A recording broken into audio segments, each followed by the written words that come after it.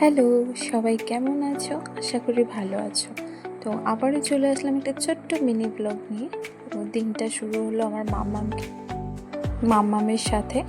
মাম্মামকে আমি আয়রনের ওষুধ খাওয়াচ্ছিলাম আর জল খাওয়াচ্ছিলাম, এই জন্য দেখতে লাল লাগছে। যাই হোক, তারপর মাম্মামকে আমি একটু পরেই স্নান টান করিয়ে ওকে ভালো করে তেল মালিশ করে দিয়েছিলাম।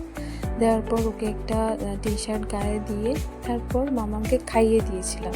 খাওয়ানোর পর তারপর মামামকে আমি ঘুম পাড়াচ্ছিলাম।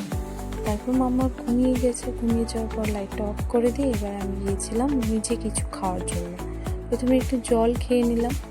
জল খাওয়ার পর তারপর একটু চা খেলাম।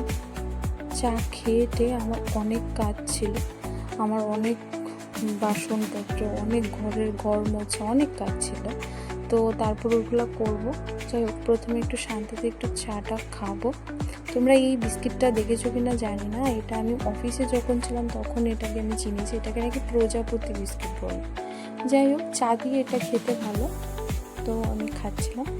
খেয়ে দিয়ে এবার আমি আমার কাজ স্টার্ট করলাম। আমার রান্নাঘরের অবস্থা খুব খারাপ ছিল।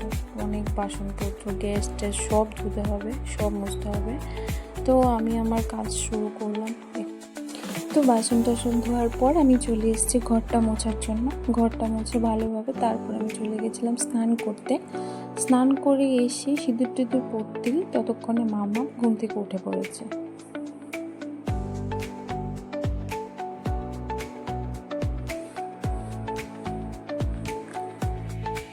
আজকের ভিডিওটা এই পর্যন্তই।